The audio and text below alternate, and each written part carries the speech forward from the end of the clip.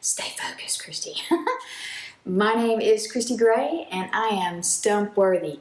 Yeah, I've had my cute little ember, as someone referred to it recently, since a boating incident in 2001.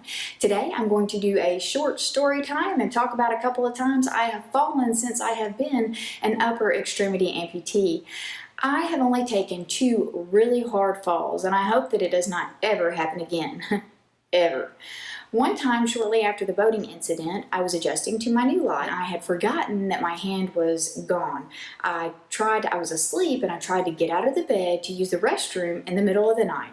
And I put my hand down, I tried to, and I rolled and ended up hitting the floor. It took me off guard because I was expecting my hand to be there. You know how sometimes you may think that there's an extra step when you're going up the steps or down the steps, but there's not, and it kind of jolts you or trips you?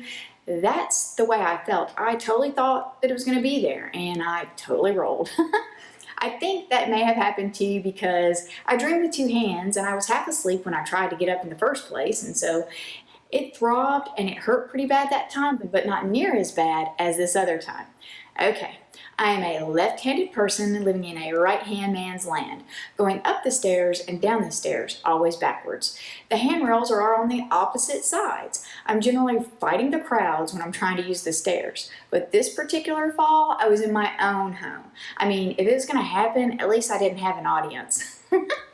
I was going down some hardwood stairs in my home. I slipped and I lost my balance. And I fell right on the end of my arm like that. And I'm talking, my poor stump caught the brunt of the fall. The worst pain ever. It was a bad decision to go down the stairs in a hurry to begin with. I cried. It hurt so bad for hours. The end of my stump was red and the whole thing was swollen. The fingers on my phantom hand were throbbing and burning. They felt enormous, like they were on fire. This was the worst I had ever hurt my stump, except one time I burned it with a steamer. Stay focused, Christy. It was so embarrassing.